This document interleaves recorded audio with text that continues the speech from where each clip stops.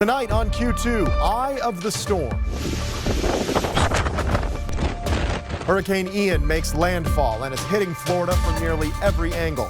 We speak with one woman now living in Montana who knows exactly what everyone is going through. I've been in touch with friends back home. Just asked them, hey, make sure you text me and check in with me so I can make sure that you're okay. Plus, helpful helium. Other information that we gained from launching these balloons that goes into the forecast models. We'll tell you how data from eastern Montana weather balloons is helping predict Ian's path. And speaking of eastern Montana, we introduce you to this farmer who is using her roots to inspire her music. Music has really opened the door for so many things that have been locked away in my mind for so long. The MTN News starts right now. From Montana's news leader, this is the MTN 10 o'clock news. Good evening, everybody. Thank you for joining us tonight. I'm Casey Conlon in for Russ Riesinger. Our top story, what some are calling the most devastating hurricane in modern times, has made landfall in Florida.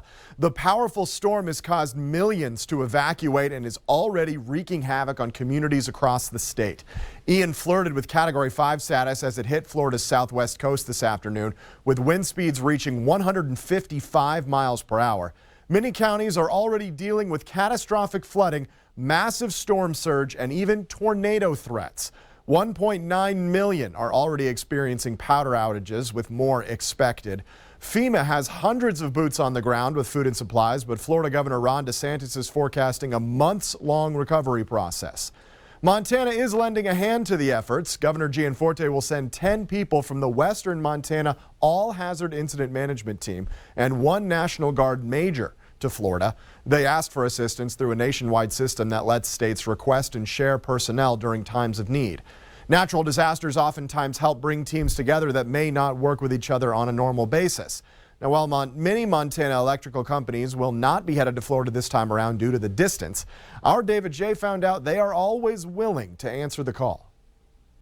Electric companies and co-ops in Montana have not received the call to go to Florida and help, but they've seen it in Montana before, with crews from in-state and out-of-state helping to get electricity back. While no linemen are on their way to Florida yet, they have a good sense about how mutual assistance or mutual aid will work in Florida. When states suffer severe power outages like those expected in the Sunshine State, local electric companies and co-ops often call for help from around the country. It's a standing mutual aid agreement.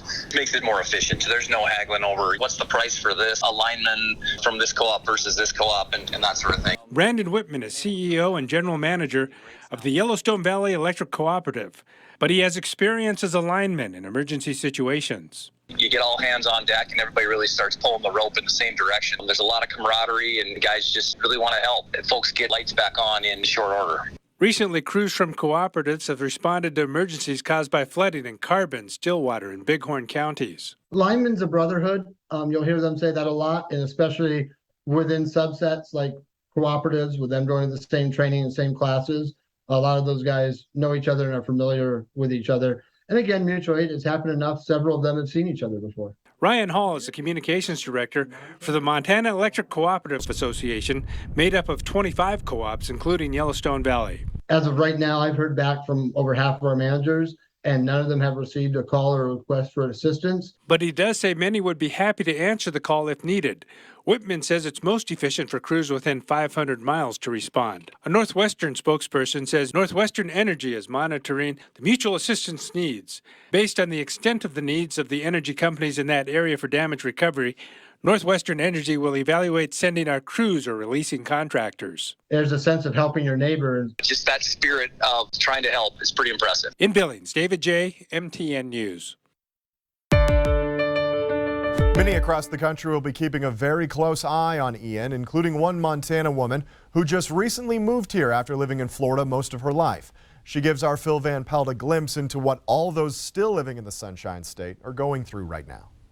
In Montana, you won't find many people that have experienced a hurricane, but it's not something you forget.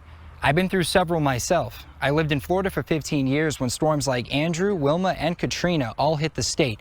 And just like the woman I'm about to introduce you to, I currently have loved ones riding out the storm. I basically grew up in Florida and spent my whole life there and have experienced more hurricanes than I can count. DC Alert now calls herself a Montanan, but for the majority of her life, she lived in Florida and knows firsthand the devastation a hurricane can cause. Every year you get your hurricane kit ready and you hunker down. So you make sure you have all the water and the flashlights and the tarps and not the last year I was there, but the year before, we had 4 hurricanes. And one of those years I lost my fence and I lost my roof. Hurricanes can take a personal toll on families, but for Alert, she dealt with the storms on an even bigger level while working for Disney, helping stranded visitors. Make sure, like I said, the guests are fed. They're still at the hotels. They still need services. They still need to be entertained. There's so many children that are there that are impacted by this. Like many families in Florida, Alert knows how difficult it can be deciding whether to evacuate or whether to stay. She remembers a time she chose to stay put with her dogs and her mom and ended up regretting it. We slept on the couches in the living room and it sounded like aliens were on top of our roof. It was scary, hearing it. Thinking back now that if I ever experienced that same type of hurricane, I probably would have sought shelter. She also knows how long it can take to recover once the storm is gone. I remember one time it took about 2 weeks to get our power back on. And then like gas stations, they couldn't get because of infrastructure. They could not get the gas there. But what she remembers most from her time in Florida isn't what her family didn't have, but what they received. Communities coming together in a time of tragedy and helping one another. It's amazing how people open up their arms and their homes and their, hey, I've got extra this, I've got extra that. I wasn't hit bad. What can I donate? What can I bring to the shelters? I had, things left over.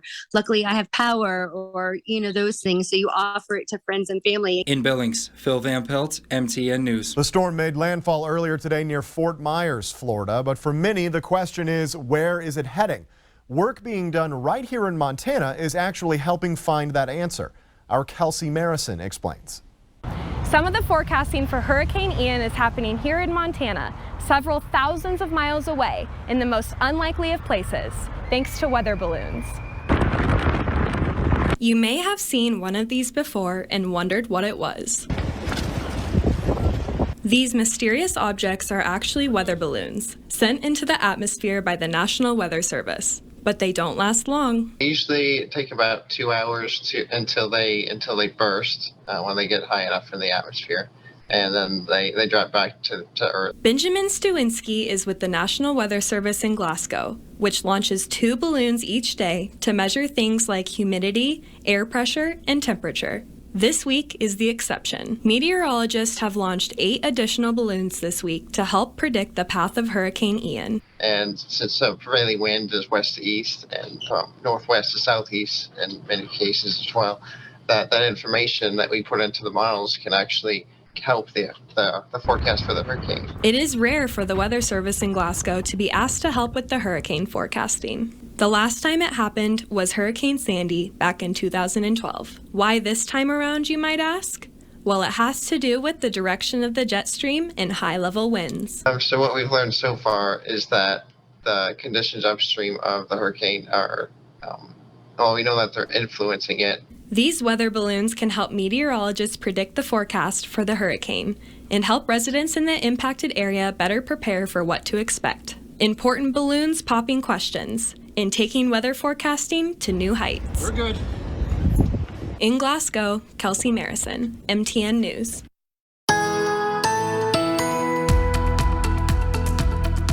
Since we've been talking about Ian, I wanted to show you the radar and satellite loop from today as it came in with that strong storm surge around Naples and Fort Myers. Just devastating damage there. 20 inches of rain in some of these areas south of Tampa and it's continuing to move up towards Orlando. This will continue to move out now a Category 1 hurricane. Come back on shore, likely off the Atlantic and back in towards the Carolinas. Meanwhile, for our area, we're looking at this next weather system starting to push in. And as we get into the next couple of days, rain showers will continue to develop from west to east, and it could bring a pretty good amount of rain. Much of the region could be looking at anywhere from a ½ inch up to 1.5 inches of total rainfall. We'll explain more in a few minutes. Park City voters have once again rejected a bond proposal that would have funded a new school building for grades 7 through 12. The final tally last night was 627 against and 334 for. The vote for improvements to the elementary school also failed by almost the exact same margin. It's the fourth time in 7 years that a school bond has failed in Park City, with the most recent being last May when the district asked for just under $17 million total. Superintendent Dan Grabowska lowered the price tag by almost $2.5 million this go-around in what he called the lowest they could make it. The district has little recourse to pay for improvements other than raising property taxes. This bond would have raised taxes on a $200,000 home by $463 a year. Earlier this month, outgoing State Senator David Howard sent a letter to residents urging them to vote against the bond. Grabowska said he believes that letter played a big part in the final outcome. Well, you've heard of farm to table, but how about farm to studio? That's been the journey for one Montana woman who, at just 28 years old, has a plethora of passions to share. Our Haley Monaco has tonight's Positively Montana story. Most people have something they're passionate about, but one Billings woman has many talents and has a story for every one of them. My grandpa is really into music, and he's the one who initially got me into it. I've been self-taught since I was 16.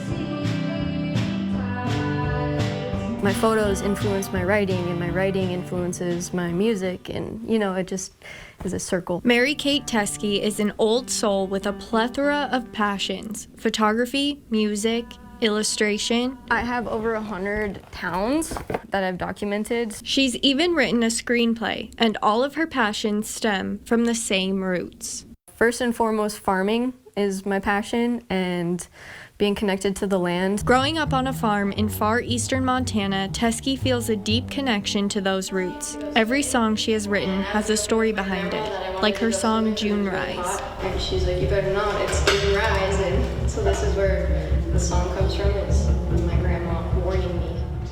Band member Robin Martinez feels inspired when playing with Teskey. I feel really fortunate because she's very talented and she's writing about Montana, about her experience in Montana. Teskey's music is quickly becoming popular on social media, so much so that she now has 2 shows coming up in Billings and Missoula after going 10 years since playing a show. Music has really opened the door for so many things that have been locked away in my mind for so long. This 28-year-old has many goals, many talents, and stories, and she intends on sharing her creativity with the world for many years. I will continue to do this until I die, because I just firmly believe that everybody needs art, everybody needs passion and music and all the things that I want to invest my life into, so it just gives me hope. In Billings, Haley Monaco, MTN News. Still ahead on tonight's MTN 10 o'clock news here on Q2. I like the idea of giving other people the opportunity to see things that you normally don't see. A special site will show you more about this beautiful and unique albino deer spotted in Billings. And in sports, our athlete of the week is using his blazing speed to burn opponents. And just wait until you hear his name. Stay tuned.